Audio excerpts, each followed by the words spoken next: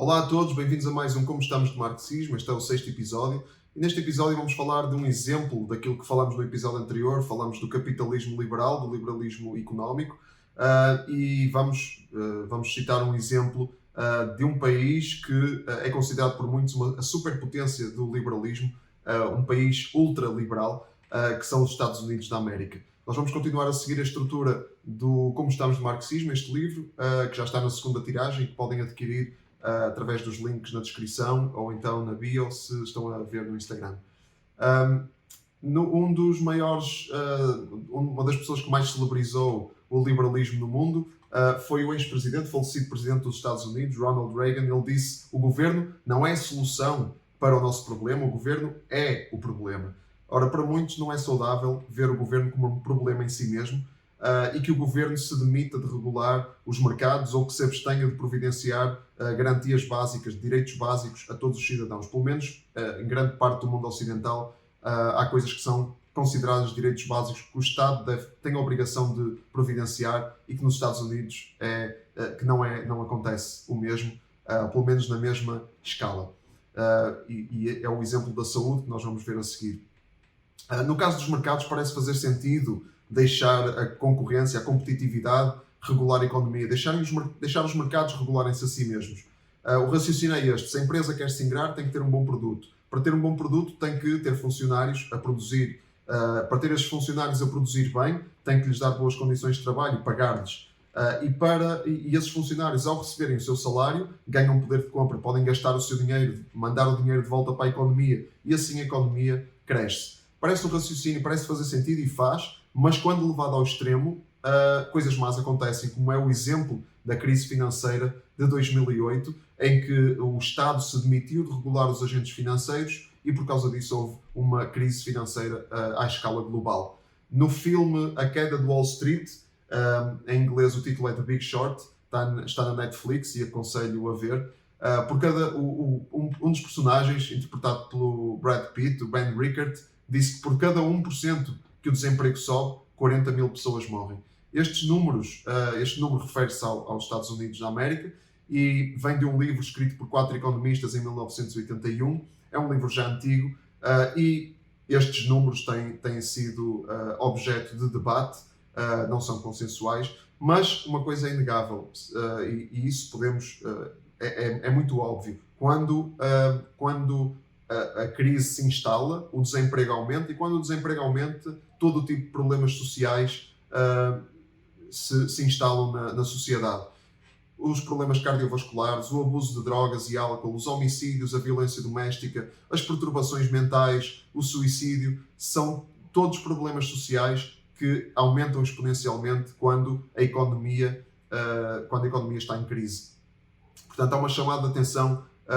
Esta é a chamada de atenção que temos que fazer relativamente ao liberalismo, que não é um sistema perfeito e, quando levado ao extremo, tem consequências trágicas. Obviamente, não estamos a comparar as consequências negativas do liberalismo com as consequências negativas do marxismo. Não há comparação. O marxismo produziu atrocidades que nenhum outro sistema, nenhuma outra ideologia produziu.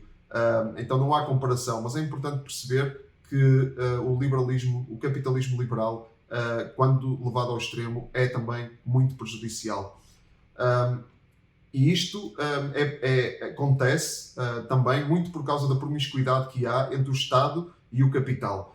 Um exemplo, ainda nos Estados Unidos, em 2010, 48,6 milhões de pessoas não tinham seguro de saúde. E esta é uma consequência visível desta filosofia liberal, que vê aquilo que para grande parte do mundo são direitos básicos como comodidades ou como produtos para serem vendidos também a quem puder pagá-los. A saúde nos Estados Unidos é um exemplo disso, porque funciona basicamente como um produto, como um sistema privado a cargo das seguradoras, que vendem seguros de saúde, e as coberturas, aquilo que esses seguros cobrem, dependem do poder de compra de cada um e dependem da empresa onde a pessoa trabalha, que tem pacotes de seguros de saúde que estão incluídos, tem pacotes de seguros que estão incluídos nos contratos.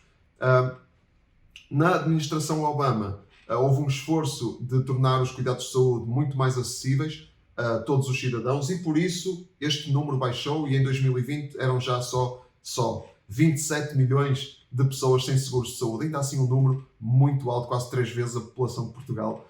E é uma conclusão muito ultraliberal dizer, como o jornalista Ben Shapiro, eu não devo ser obrigado a pagar pelas despesas de saúde dos outros. Ver então a saúde como algo que quem tem poder de compra, compra, e quem não tem poder de compra, não compra.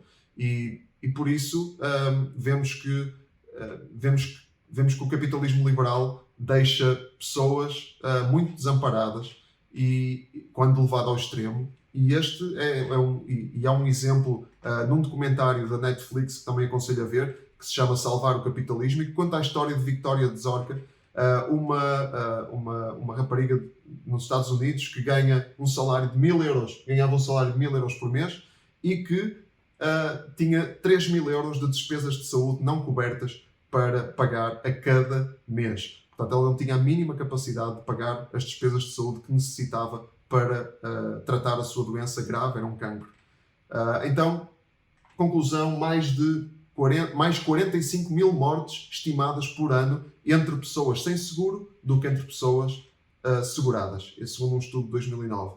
Então, vemos que há consequências também muito negativas quando o Estado se demite de regular os mercados e quando se demite de providenciar aos cidadãos os direitos básicos. Pelo menos é esse o entendimento da maior parte do mundo. Nos Estados Unidos o entendimento é diferente, obviamente. E isto acontece, como eu dizia, por causa da promiscuidade que há entre o Estado e o capital. Nos Estados Unidos, por exemplo, as empresas podem fazer doações aos candidatos políticos, e os candidatos podem intervir, quando são eleitos, em decisões que envolvem essas empresas doadoras. E no fim do mandato podem, e isso acontece, podem ter emprego nessas empresas. E em 2017, 50% do total de senadores cessantes tornaram-se lobistas, ou seja, defensores de interesses corporativos, a integrar lobbies de defesa das corporações. E um número bastante intrigante é este: por cada dólar gasto por sindicatos e grupos de interesse público, as corporações gastam 34 dólares em lobbying, ou seja, as corporações gastam uma fortuna na defesa dos seus interesses, e os grupos de interesse público gastam muito menos. É incomparável. Então, vemos assim que as grandes empresas facilmente controlam as leis, controlam o sistema político através do capital, e que o Estado, ao não regular essas transações, fica completamente vulnerável à influência de grupos que não têm o melhor interesse dos cidadãos em mente, mas sim o lucro. Voltamos a dizer, não é comparável, não são comparáveis as consequências negativas do ultraliberalismo com as do marxismo, mas são consequências negativas também. É importante ter a noção de que não é um sistema perfeito. Para já ficamos por aqui, ficamos com este exemplo, e não se esqueçam, fiquem ligados até ao próximo episódio e vivam com Cristo no centro.